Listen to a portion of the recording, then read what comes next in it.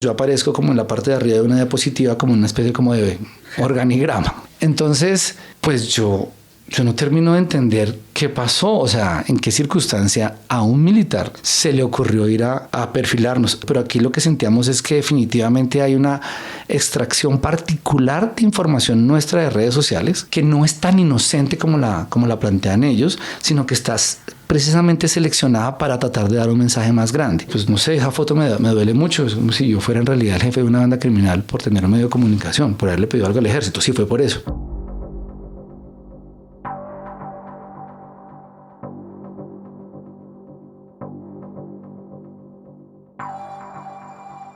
Óscar Parra, la persona a la que acaban de oír, es periodista y director del medio Rutas del Conflicto.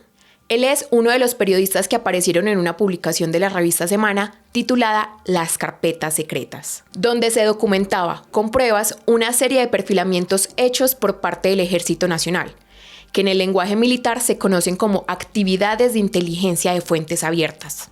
Esto es la recolección de datos que se obtiene de fuentes públicas, como las redes sociales o páginas web, pero también de actas de registros y directorios en línea de números telefónicos. Mejor dicho, información pública, sí, pero también personal. Semana revela las pruebas de cómo el ejército ejecutó un programa masivo de seguimiento informático en el que la mayoría de sus blancos fueron periodistas, varios de ellos estadounidenses. Políticos, generales, ONGs y sindicalistas hacen parte de la lista de más de 130 personas. Todo esto se hizo, como quedará narrado en este episodio, sin justificación ni objetivos claros. Y aunque por 5 años esto quedó en el limbo, ya hay un primer pronunciamiento de la justicia, un fallo disciplinario de la Procuraduría, proferido el 2 de mayo de 2025, que tímidamente empieza a esclarecer responsabilidades. Semana tiene en su poder decenas de estos documentos. Estas tareas fueron efectuadas por algunos... La pieza fue publicada el 1 de mayo de 2020. Por entonces, un grupo de periodistas se dio cuenta de que el Ejército de Colombia los estaba siguiendo.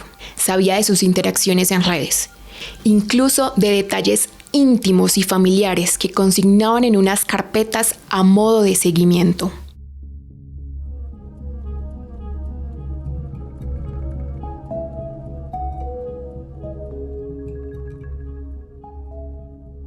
Hola, soy Valeria Ortiz y les doy la bienvenida a Después de la Censura, una serie de perifoneo en la que hacemos un registro narrativo de la violencia contra el periodismo en Colombia y el vacío que queda en la sociedad cuando se silencia a las personas que ejercen este oficio. En este episodio hablaremos de las carpetas del ejército reveladas en 2020, una operación castrense de seguimientos ilegales contra 130 personas, entre ellas más de 40 periodistas. Un ataque a la libertad de expresión que tuvo consecuencias directas sobre los protagonistas de esta historia, sus vidas y sus trabajos. Los casos que recopilamos encarnan lo que ocurre cuando la censura se impone y lo que sucede después de que ella se instala. El numeroso grupo de periodistas que también estaba siendo seguido por inteligencia militar rechazó este espionaje ilegal a través de varias organizaciones de prensa del mundo y de nuestro país. ¿Cómo empezó todo? Bueno, comencemos por contarles quién es Ricardo Calderón, el periodista que destapó el caso. Si el nombre no les suena de a mucho, esto es casi de aposta. Calderón hace investigaciones muy profundas que terminan en forma de denuncias de escándalo nacional, pero su nombre o su rostro no figuran tanto. Sin embargo, ¿quién no recuerda las denuncias de las chuzadas del DAS o la investigación sobre los lujos de militares encarcelados que se llamó Tolemaida Resort? Nuevas revelaciones sobre las interceptaciones ilegales del DAS trae la revista Semana que empieza a circular hoy. El recluso que se atrevió a hablar para la revista Semana es un militar preso que lleva 10 años detenido y quien asegura que han recibido ayuda de comandantes que buscan que sus subalternos les guarden la espalda. Se trata de él. Soy Ricardo Calderón, periodista de la Unidad Investigativa de Noticias Caracol. El caso es que Calderón tiene fuentes y conversaciones constantes con sus fuentes. Y habíamos logrado cosechar una serie de fuentes importantes en inteligencia y en contrainteligencia. En algunas de esas conversaciones habituales, una de estas fuentes nos comenta un poco orgulloso que habían adquirido un software que se llamaba Hombre Invisible, que supuestamente era para hacer búsquedas abiertas. Al indagar un poco más, lo que realmente nos estaba contando era bastante grave. Para hacerlo caer en cuenta, duramos un proceso de varias semanas de convencimiento para que finalmente comenzara a entregar algunas pruebas y detalles más específicos de qué era lo que estaba pasando en ese batallón de contrainteligencia específicamente. Como dijimos, Ricardo Calderón era, entre 2019 y 2020, investigador en la revista Semana. Un proceso largo de reclutamiento, entre comillas, más que de reclutamiento, y ganar confianza con estas fuentes. A medida que iban contando cómo era que venía funcionando la dinámica dentro del batallón, cuáles podían ser los blancos, porque inicialmente con el ejército ocurre una cosa muy curiosa. Los blancos tratan de justificarlo siempre. Estamos atacando una estructura guerrillera y hay una persona que eventualmente está hablando con esto, entonces esa persona también es guerrillera. El problema es cuando mencionan ya algunos nombres de periodistas. En ese caso nos llamó la atención, era porque en una de las conversaciones largas nos hablaban de un periodista del New York Times. Ese periodista es el estadounidense Nick Casey. En esos años era corresponsal de la región andina para el New York Times. Mi nombre es Nick Casey, yo soy corresponsal del New York Times. Actualmente yo vivo en Madrid, pero llevo muchos años trabajando en América Latina también. Aunque cubría economía, temas políticos y narcotráfico, en 2019 estaba tras la pista de la posible reactivación en Colombia de las ejecuciones extrajudiciales, o los mal llamados falsos positivos. Cualquier persona que vive acá sabe qué fue esa práctica macabra, y sabe que esta se recrudeció entre 2003 y 2008. Un poco de memoria. Eran civiles inocentes asesinados por el ejército y presentados como guerrilleros dados de baja en combate. Todo para inflar las cifras de la eficacia militar y acceder a incentivos institucionales. Nick Casey nos lo cuenta. Bueno, todo eso empezó en 2019 cuando yo empecé de investigar un tema de posibles nuevos, entre comillas, falsos positivos. Y esta historia empezó con Semana. Estaba preparando un artículo sobre el mismo tema. Y al saber que ellos no podían publicar el artículo, y eso tenía que ver con una controversia política que había pasado con sus editores, yo empecé de investigar el mismo tema. Entonces yo hablé con los mismos fuentes, conseguí los mismos documentos y porque había un tema de censura en Semana, publicamos casi igual que lo que iban a publicar allá en el New York Times, en la primera plana. En otras palabras, todo comenzó con una historia que intentaron callar. Una investigación sobre los beneficios otorgados a los militares a cambio de cuotas de muertos. Un patrón que en Colombia se conocía muy bien.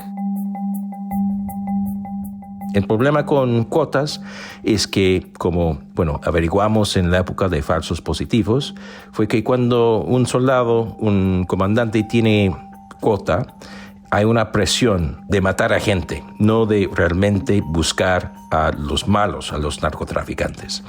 Entonces, adentro del ejército también había una incertidumbre y muchos que estaban en contra, de esta nueva política que habían hecho ahí. El artículo se tituló «Las nuevas órdenes letales del ejército causan pánico en las filas» y se publicó en mayo de 2019. Y sí, mientras Casey investigaba al ejército ya lo tenía en la mira. Lo incluyeron en una de las carpetas de perfilamiento.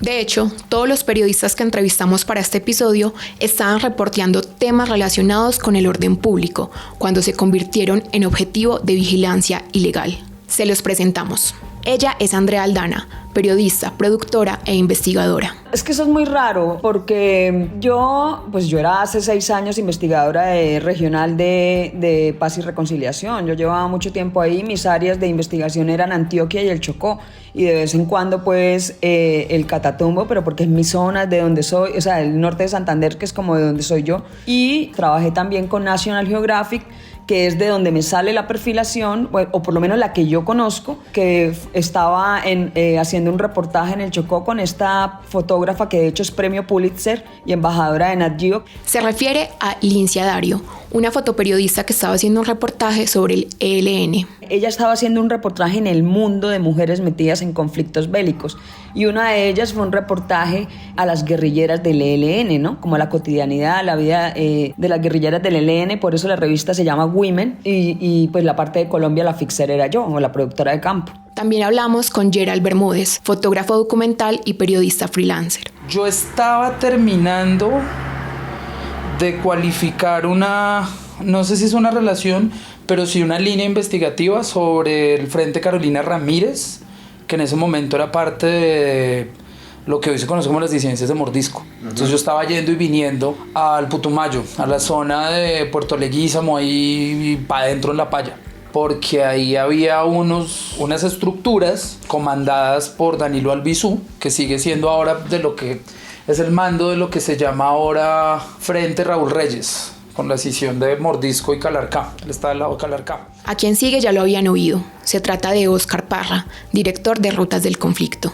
Para la época nos dimos cuenta que pues hicimos una serie de reportajes que mostraban cómo algunas empresas mineroenergéticas, petroleras y mineras le daban plata al ejército, a la policía y a la fiscalía. Digamos que para cuidar la infraestructura, ¿no? En este caso pues petrolera o minera. Y sentíamos que eso estaba generando unos problemas éticos como jodidos. Ahí teníamos varios ejemplos en los que un líder social, por ejemplo, iba y le protestaba a la empresa, iba y armaba un plantón, y en medio, digamos, como de esas tensiones, nos parecía muy complejo éticamente que las empresas pudieran darle plata al ejército, porque pues varios líderes sociales estaban diciendo, no, pues el ejército se nos vino encima. Pensando en eso, documentamos tantos casos que nos parecía interesante construir una base de datos pública. Y finalmente, ella es María Alejandra Villamizar, periodista de opinión, análisis político en Noticias Caracol. Durante el primer semestre del 2019 se presentó el ataque a la Escuela General Santander de la policía, y dado que yo había estado en Quito como parte del equipo negociador del gobierno del presidente Juan Manuel Santos frente al ELN, en unas negociaciones que duraron todo el gobierno, todo el periodo de gobierno, pero en esa recta final, después de la firma de La Habana con las FARC, se habían retomado en Quito esas negociaciones con el ELN. En ese enero se dio el atentado, que fue un atentado brutal, porque fue un carro bomba de una especie de suicida que explotó dentro de la escuela y mató a un número muy considerable de cadetes, pero además muchos heridos, pero dejó, digamos, una herida muy grande después de un proceso frustrado. Ese atentado, que fue en enero, pues realicé una entrevista con Pablo Beltrán, el comandante del ELN que estaba al frente de esos diálogos, en La Habana, para Noticias Caracol. Esa entrevista se publicó en marzo de ese año. Los seguimientos fueron llevados a cabo por batallones de ciberinteligencia pertenecientes a las brigadas de inteligencia militar y al batallón de contrainteligencia de seguridad de la información. Todas estas unidades estaban bajo el mando del Comando de Apoyo de Inteligencia y Contrainteligencia Militar. En ese momento, el comandante del ejército era el general Nicasio Martínez. Recuerden ese nombre. Un reportaje de la agencia AP involucra al comandante del ejército, el general Nicasio Martínez, con casos de falsos positivos del año 2005. De hecho, ya había señales de alerta. En diciembre de 2019, la Corte Suprema de Justicia realizó un allanamiento a esa unidad y encontró varias irregularidades. Semana revela los detalles de la diligencia por parte de la Corte Suprema a una de las instalaciones más estratégicas del ejército. Chats que revelan que estaban borrando información, militares escondiendo discos duros y abogados torpedeando el operativo hacen parte de este triste y preocupante episodio. El fallo de la Procuraduría reveló el patrón de seguimiento y quiénes fueron los responsables en la cadena de mando de la vigilancia contra periodistas como María Alejandra Villamizar. En ese caso, el coronel Julio Tobías López, segundo al mando de una brigada de inteligencia del ejército, le dio una orden directa al teniente coronel Hugo Armando Díaz. Realizar las coordinaciones necesarias para obtener el nombre y la ubicación de la periodista de Caracol que realizó una entrevista a este cabecilla el día 3 de marzo de 2019. Es decir, alias Pablo Beltrán. La posición del ELN frente a esos y otros temas, María Alejandra Villamizar habló en exclusiva con Pablo Beltrán en La Habana, Cuba. El gobierno del presidente Iván Duque ha sostenido muy firmemente su tesis. Ahora que miran su vida en un espejo retrovisor, algunos de los periodistas que hablaron para este reportaje sí recuerdan que en ese tiempo se sentían observados. Andrea Aldana dice: Bueno, para empezar empiezan a cobrar sentido muchas cosas y muchas vigilancias que yo sentía que me hacían siempre. Porque esto, aunque se quiera dejar, que yo sé que en términos legales lo único que se ha probado es el perfilamiento digital, lo cierto es que en la práctica yo sufrí muchísimo acoso por parte de los militares. Y eso se empeoró cuando estábamos en la pandemia, porque en la pandemia no podía salir nadie de las casas, pero sí podíamos salir los periodistas y siempre había como una moto con un militar siguiéndote, siempre. Esas son...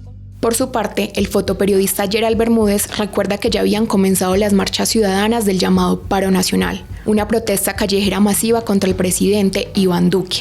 Él nos contó sobre unas llamadas extrañas que le hicieron a la línea de su casa. Pues comienzo a atar cabos, había cosas raras con el celular, había gente rara, llamadas todo el tiempo, sí, comenzás como a respiración, llaman y respiran, o que uno está hablando con alguien y de un momento a otro hay ruidos en la comunicación. Entonces ese tipo de cosas generan, el término podría ser preocupación, pero generan estrés y molestia. A Nick Casey, una fuente le advirtió: Yo recuerdo que todavía cuando yo vivía en Colombia, un amigo mío que es empresario me llamó.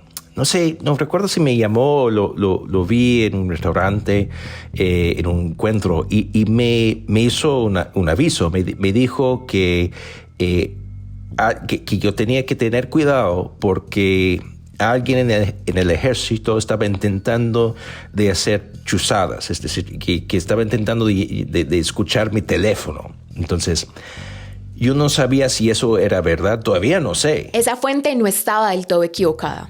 Dentro del ejército, lo que sucedió fue, como afirma el fallo de la Procuraduría, que el teniente Milton Rosso y el teniente Luis Carlos Trujillo dieron una orden verbal al sargento José Luis Cadena para que adelantara seguimientos a Nick Casey.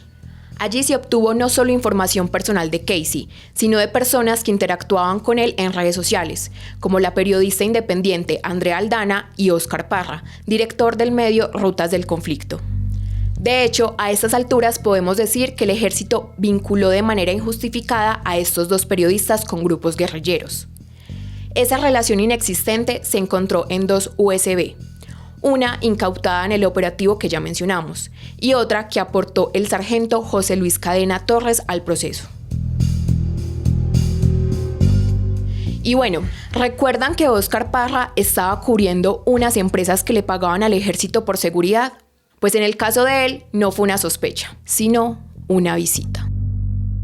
Entre los medios listados en esas órdenes estaba el medio de comunicación Rutas del Conflicto. A ver, hubo varias cosas. En una de las solicitudes que hicimos, un juez le ordena al ejército respondernos, ¿no? El ejército responde varias veces sin la información. Ustedes saben que, digamos, por los procesos, digamos, como la cadena que uno tiene para acceder a información pública implica muchas veces que la contraparte responda y dice, con eso ya está listo, yo le respondí así, no le entregué la información. Eso es una cosa compleja a veces, ¿no? Una vez llegaron militares a la oficina y eso, pues, no tiene sentido. Normalmente se responde siempre por correo electrónico. Llegaron sobre las 5 o 6 de la tarde, llegaron 2 militares preguntando por una compañera, la compañera que estaba haciendo la investigación, en un tono terrible, e intentaron subir a la oficina. Los militares no pudieron entrar a las instalaciones del medio Rutas del Conflicto, porque éstas se encuentran dentro del campus de la Universidad del Rosario. Pero sí les hicieron un llamado y los hicieron salir. Se estaban burlando, preguntando específicamente por mi compañera y que por qué no bajaba y que si tenía miedo, y la preguntaron varias veces en mal tono. No los dejaron entrar, dejaron lo que tenían que dejar y luego duraron afuera de la oficina alrededor de 1 hora, ¿no? Que los podíamos ver por la ventana. Ya estábamos sintiendo que había varios como problemas, empezamos a sentir que había problemas como con algunos teléfonos en la oficina. A mí me robaron 2 veces, a mí, digamos, nunca me han robado un celular. Hace mucho tiempo no me robaron un celular. Durante el mes de octubre me robaron 2 veces el mismo celular. Entonces, pues hay cosas de esas que uno dice, esto es casualidad, esto no. Había muchos problemas como con los teléfonos de nosotros y además el servidor de rutas tenía problemas cada tanto y no sabíamos qué es lo que estaba pasando. Entonces teníamos un montón de sospechas, no sabíamos qué pasaba. ¿Qué patrones se pueden observar hasta aquí? ¿Cómo calificar las acciones de un ejército que, en lugar de responderle a Rutas del Conflicto, actúa con intimidaciones? Mientras todo esto ocurría, también se elaboraban perfiles en presentaciones de PowerPoint, con organigramas creados mediante software de monitoreo y de escucha en redes sociales. ¿Con qué objetivo? Aún hoy esa sigue siendo una incógnita. Es decir, para la historia de espionaje contra periodistas del país, esto ha sido un ejercicio bastante chambón, porque básicamente lo que hacían era un periodista que publicaba en sus redes sociales, estoy haciendo reportajes sobre el ELN en Chocó, publicaba las fotos, publicaba el artículo. Muchas veces el analista o el recolector de información simplemente lo asociaba como si fuera parte orgánica del grupo por el simple hecho de hacer entrevistas. Otras veces hacían una especie de seguimientos con las guías de los periodistas. El periodista publicaba: estoy en Medellín, estoy en Bucaramanga, estoy en tal lado, y trataban de hacer una especie de recorrido de dónde podía estar el periodista. En algunos casos ahondaban más la información. Ricardo Calderón se refiere al caso específico de la periodista María Alejandra Villamizar, quien lleva desde 1996 trabajando en los procesos de paz, cubriéndolos desde medios de comunicación o como en el proceso del gobierno de Santos y las FARC como parte del equipo negociador. La torpeza de estos perfilamientos también se puede ver acá. Villamizar es muy clara al decir que las fuerzas militares saben quién es. Creo que las fuerzas militares desde hace un tiempo me han hecho saber y me han dejado saber que saben perfectamente de mi trabajo y han conocido mi trayectoria. El nivel de detalle del perfilamiento llega hasta su vida personal. En la carpeta había una foto en el centro, una foto mía, y salían hacia los lados como un mapa, se derivaban diferentes definiciones y descripciones, ¿no? Como personas que estaban cerca de mí, en donde había trabajado, básicamente como una especie de hoja de vida, y se daba cuenta de mis direcciones de redes sociales, mi dirección de correo electrónico, un registro, en algunos casos equivocado, de algunos trabajos que había publicado. Y eran varias hojas, por lo menos lo que me acuerdo yo que vi en la carpeta, que era impreso obviamente de lo que la fuente entregó en su momento a la revista Semana. Aparecían también referenciados obviamente mi familia, mi esposo, la fecha de mi matrimonio, en fin. A ella la asocian porque ella hace una entrevista a uno de los jefes del ELN, y por cuenta de eso básicamente el informe lo que da a entender es que María Alejandra era prácticamente orgánica del ELN o colaboradora del ELN. Dentro del fallo de la Procuraduría está probado también que el Ejército pudo obtener de la periodista los siguientes datos: identificación, dirección de su casa, historial laboral, cuentas de mayor interacción, entre las que resaltan, abro comillas, diálogos del ELN y Voces de Colombia, cierro comillas, la fecha de su matrimonio, el nombre y ocupación de su esposo, y que hizo, en efecto, una entrevista a alias Pablo Beltrán para Caracol Noticias. El teniente Luis Carlos Trujillo recopiló toda esta información y se la envió al mayor Eduardo de la Torre Díaz. Lo que queda claro es que hubo un seguimiento sin justificación aparente, y es más alarmante que se haya hecho de una manera tan descuidada. Es absurdo, realmente. El ejército, las Fuerzas Armadas de Colombia, ellos están ahí para proteger al país. Entonces, no están ahí para gastar tiempo buscando información sobre los periodistas. En vez de intentar arreglar los problemas que tenían entre los comandantes y los que estaban haciendo este tipo de política para crear cuotas para matar a gente, estaban pasando este tiempo y esos recursos para intentar de saber quiénes eran mis fuentes.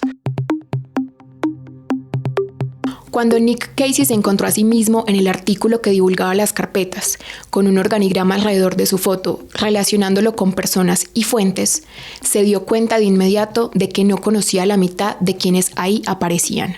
Andrea Aldana, por su parte, apareció como una periodista de Perú. Entonces yo abro la revista y yo sé que hay algo contra mí. Lo sé, no sé. Porque me pongo a leer las minucias de la entrevista y en otra parte dice que también se perfiló, en una fotico dice que se perfiló a la periodista Andrea Aldana que trabaja para El Comercio del Perú. Yo decía, pero yo nunca he publicado nada con El Comercio del Perú, pero no creo que haya otra Andrea Aldana. O sea, como que habían varias cosas. que llevaban a que yo también estaba involucrada ahí.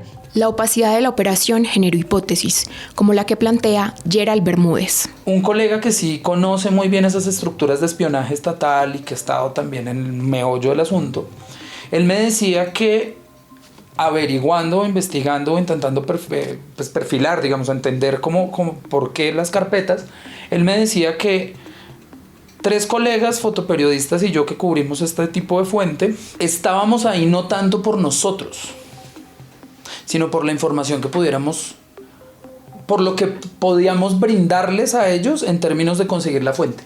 ¿Sí me hago entender? Como si fuéramos el señuelo.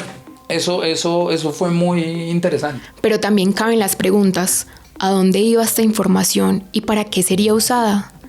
¿Quiénes eran los destinatarios finales? Porque como el análisis era tan flojo, la información era tan precaria, pues básicamente todo el que aparecía ahí terminaba con un INRI, básicamente cualquiera de los periodistas, y no se sabía en manos de quién terminaban esas carpetas. ¿Se acuerdan del general Nicasio Martínez, comandante del ejército mientras se hacían estos seguimientos?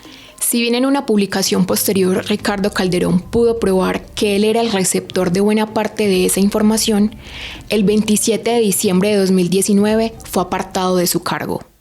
Y hemos tomado la decisión, después de haber tenido esta conversación, para que el general Nicasio de Jesús Martínez deje la comandancia del ejército. Él me ha expresado sus motivos familiares.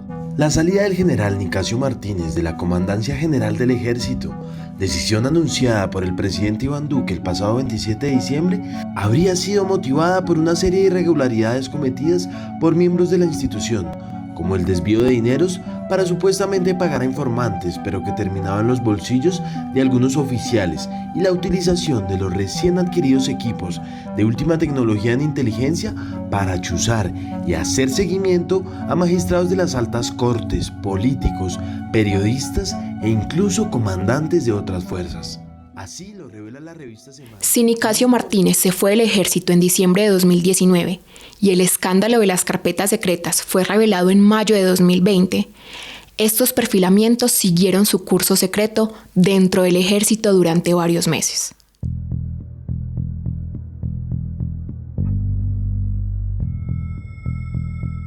¿A quién le entregaron las carpetas? ¿Qué se hizo con esta información? Estas incógnitas despiertan los temores de los periodistas. Porque es que la preocupación no es solo que te persigan o te peguen un tiro, que puede pasar, como puede que no pase, pero también son los falsos positivos judiciales. Cualquier montaje, cualquier cosa, ¿sí? Que a mí eso es lo que siempre me ha parecido demencial. Este miedo de Gerald Bermúdez lo comparte la periodista Andrea Aldana, quien se encuentra exiliada. Yo no sé por qué decía contactos de mayor interacción de Andrea Aldana. Es que yo no sé ellos hasta qué punto llegaron a realmente vigilar tus comunicaciones, si era una cosa solamente digital y pública, si era una cosa interna, o sea, yo eso no lo sé. Luego de hablar con una fuente, cayó en cuenta. Entonces me acuerdo tanto que me dice: mira, Andrea, no seas estúpida, me lo dijo así. ¿Cuántos estudiantes de universidad pública han metido en la cárcel y luego salen y luego salen, todos han probado su inocencia, todos demandan al Estado después, todos se hacen un dinero, pero ¿quién les devuelve esos 3 años en la cárcel y usted es periodista? ¿Quién le devuelve a usted la credibilidad? Cuando él me dijo eso, pues claro, a mí me metió muchísimo miedo, porque yo dije, es verdad, esta gente me tiene a mí, te pueden armar cualquier falso positivo judicial, y de aquí a que tú pruebes tu inocencia, que 3 años en la cárcel, ¿quién te devuelve eso, no? Para Óscar Parra, esa información debería estar archivada sin que nadie la pueda usar. Para nosotros es súper importante el decirle al Estado que nos garantice que esa información que se recogió allá murió ahí, que no hay ningún militar que nos vea como un potencial enemigo del Estado y que no haya ningún militar que tenga información más allá de la que tenemos nosotros. Para nosotros es súper importante eso, que el Estado nos diga, miren, eso fue una situación compleja en ese momento y se acabó y terminó ahí. Eso para nosotros es súper importante, porque si nos da pánico que la información, cómo se construyó y cómo se armó, termine en manos pues, de una persona que quiera darle, no sé, otra mirada, ¿no? El temor no es infundado, sino real. Pese a que algunos periodistas han tomado acciones legales en contra del ejército, en la Fiscalía el proceso no avanzó nada, como señala Ricardo Calderón. No ha pasado absolutamente nada. Tristemente la Fiscalía no avanzó, no hizo nada, fue bastante negligente con la investigación. Lo poco que se logró recuperar de las carpetas, que terminó en manos de Procuraduría, fue a raíz de un allanamiento de la Corte Suprema a un batallón. El fallo de la Procuraduría, al que hemos aludido, confirma la responsabilidad de 9 miembros del Ejército distribuidos en distintas unidades de inteligencia militar. Brigadier General Gonzalo Ernesto García Luna, Coronel Juan Esteban Zapata Cifuentes, Coronel Benjamín Andrés Ramírez Villalobos, Coronel Julio Tobías López Cuadros, Coronel Milton Eugenio Rosso Delgado, Coronel Hugo Armando Díaz Hernández, Mayor Mauricio Quintero Arias, Mayor Eduardo de la Torre Díaz, Teniente Luis Carlos Trujillo, Todos incurrieron, a juicio de la Procuraduría, en una falta disciplinaria grave. Esa es la calificación, grave. La sanción implica una suspensión e inhabilidad de funciones de entre 3 y 6 meses. El fallo dice que el Estado se extralimitó al emplear herramientas de espionaje y que constituyó una violación a los derechos a la privacidad, la libertad de expresión y la reserva de algunas fuentes periodísticas. A todas luces, la sentencia no es suficiente, pues a pesar de los hechos probados, emitió una condena débil. Por esta razón, la Fundación para la Libertad de Prensa, representante de algunos de los periodistas afectados, apelará y pedirá que la calificación pase de grave a gravísima, dada la sistematicidad de la conducta, la violación a derechos fundamentales de los periodistas y la necesidad de imponer sanciones proporcionales a la magnitud de los hechos.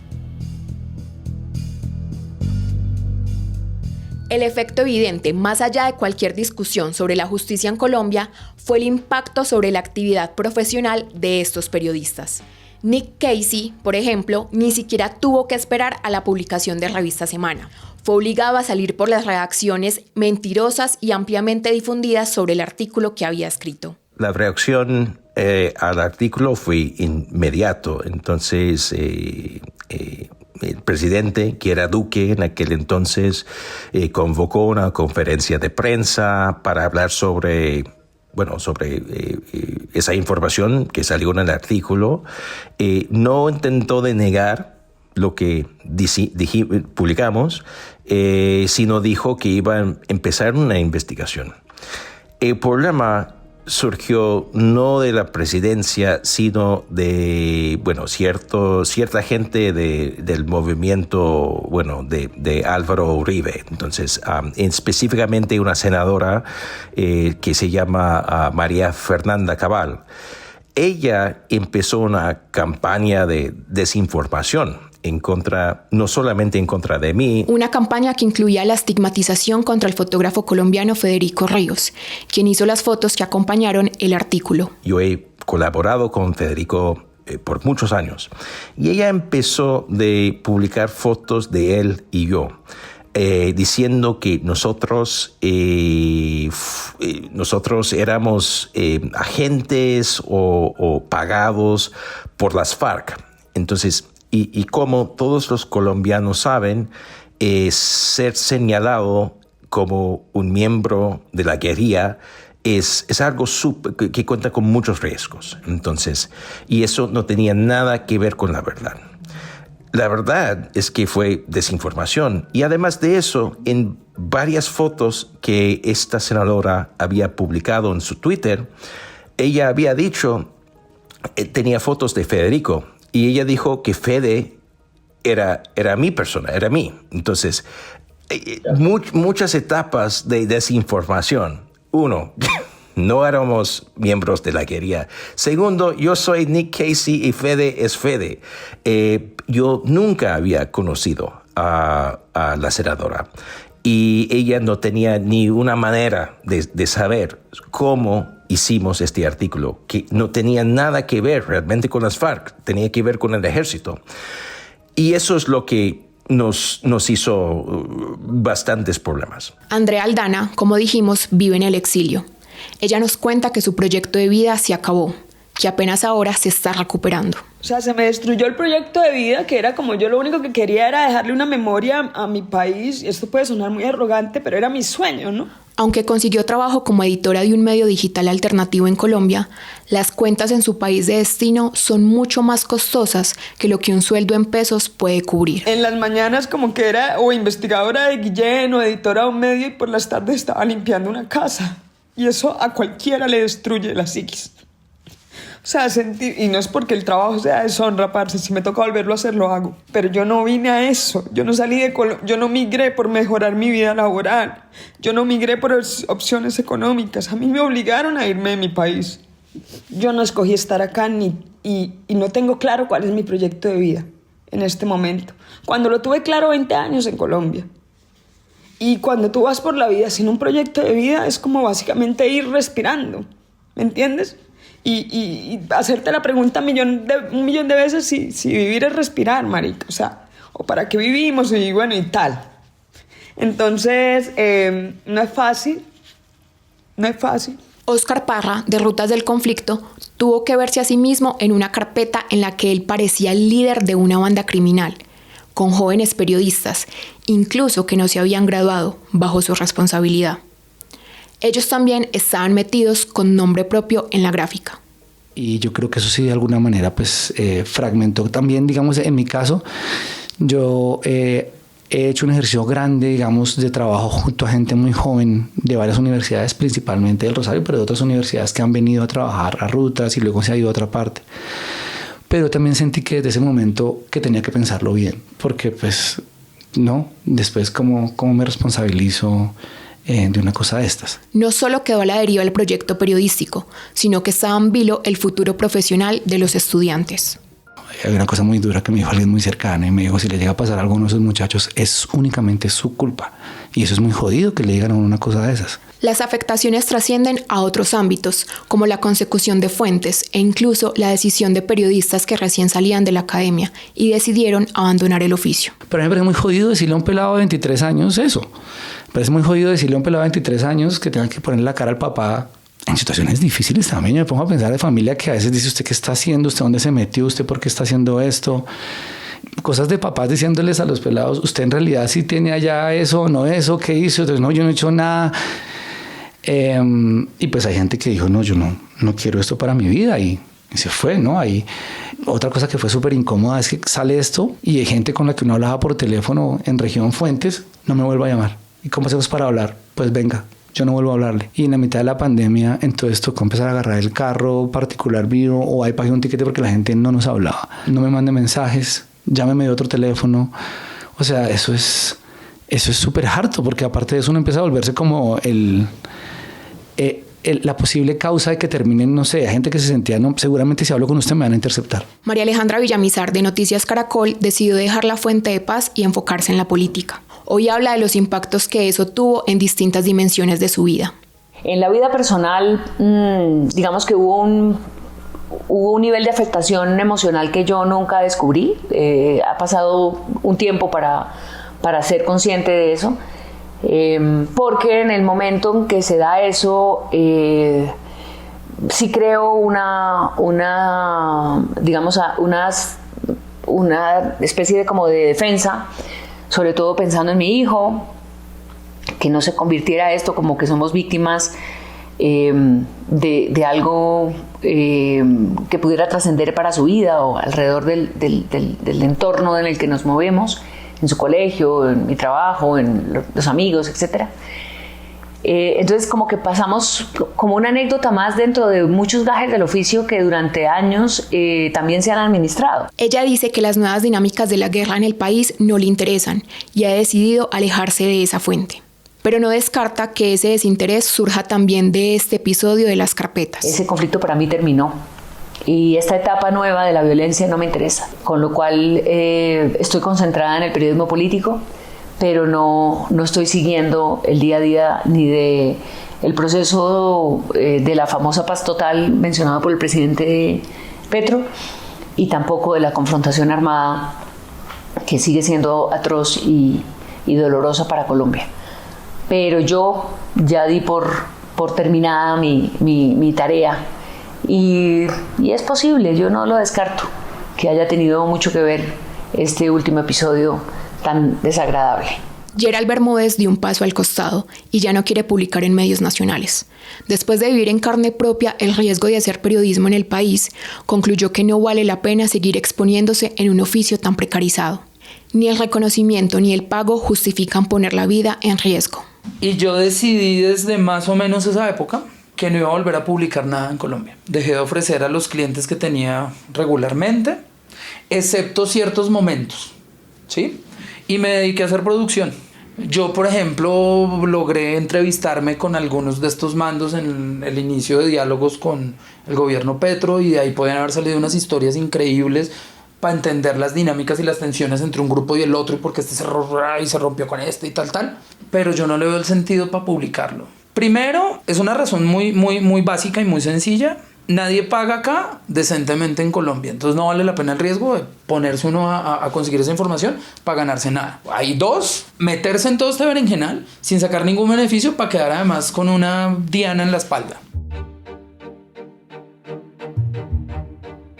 Irse del país, decidir que ya no van a publicar, suspender los cubrimientos de un tema o alejarse por completo de la fuente es lo que finalmente busca un estamento tan poderoso cuando acomete una estrategia de hostigamiento contra periodistas. La impunidad es el círculo vicioso que impide cerrar esta historia. Nosotros como periodistas hacíamos lo que podíamos hacer, que era dejar en evidencia, dejar público esto. Nosotros no somos ni policías, ni jueces, ni fiscales. Pero la ecuación falla acá cuando no hay justicia, y la falta de justicia es lo que permite este tipo de cosas y genera una incertidumbre enorme dentro de los periodistas, porque pues quedan en una indefensión total, porque su victimario finalmente nunca termina pagando por lo que hizo. Hasta aquí este capítulo de Después de la Censura, una serie de Perifoneo. Las entrevistas, investigación, guión y postproducción estuvieron a cargo de Cristian Mora, César Paredes y Andrés Páramo. La edición de audiencias es de Tatiana Vázquez. La identidad gráfica es de Julián David Solano. Preproducción, Jonathan Bock. Este episodio fue realizado bajo la dirección de Andrés Páramo. La idea original es de Jonathan Bock. Un especial agradecimiento al equipo legal de la Fundación para la Libertad de Prensa y su asesoría para este episodio. Mi nombre es Valeria Ortiz y nos escuchamos en un próximo episodio.